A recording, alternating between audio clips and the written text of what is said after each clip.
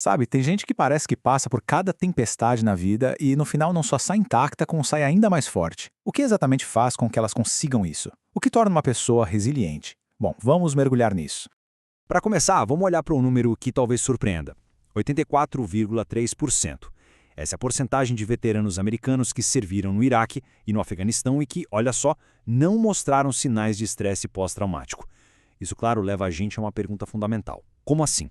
Por que tantos conseguem não só sobreviver, mas até prosperar, mesmo depois de um estresse tão intenso?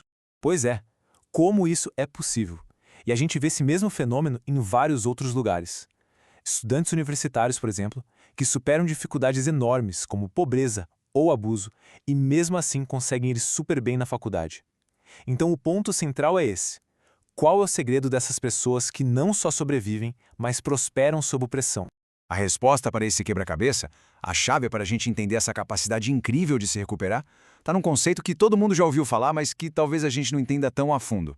E esse conceito, claro, é a resiliência. Mas, como a gente vai ver, não é só sobre se recuperar, é sobre avançar. A definição científica mostra uma ideia muito mais dinâmica, muito mais flexível do que simplesmente ser uma pessoa forte. Agora, o que é muito interessante aqui é a definição formal. Resiliência é um processo. Não é uma coisa que se tem ou não se tem, mas sim algo que se faz. Envolve adaptação e, o mais importante, flexibilidade mental, emocional e de comportamento para poder navegar pelos desafios. E isso leva a gente para uma diferença fundamental. Lidar com o estresse é basicamente passar por ele. Resiliência é mais do que isso. É sobre crescer com a experiência, usar o desafio como um catalisador para o desenvolvimento. Não se trata de voltar ao normal, mas de avançar para um novo normal, um normal mais forte. Então, de onde vem essa capacidade? A pesquisa aponta para dois grandes grupos de fatores. Vamos começar pela base externa, por aquilo que está ao nosso redor. O fator mais estudado e que consistentemente aparece como um promotor da resiliência é, de longe, o apoio social. Pensa bem, família, amigos, colegas, não é só ter gente por perto, mas ter uma rede que oferece ajuda e conforto de verdade quando o bicho pega. E o impacto disso é impressionante. Essa pesquisa descobriu que ter relações sociais sólidas aumenta a chance de sobrevivência em 50%. E isso vale para qualquer idade, sexo ou causa de morte. É literalmente um fator de vida ou morte. E aqui vem um detalhe fascinante. Não é só sobre ter ajuda.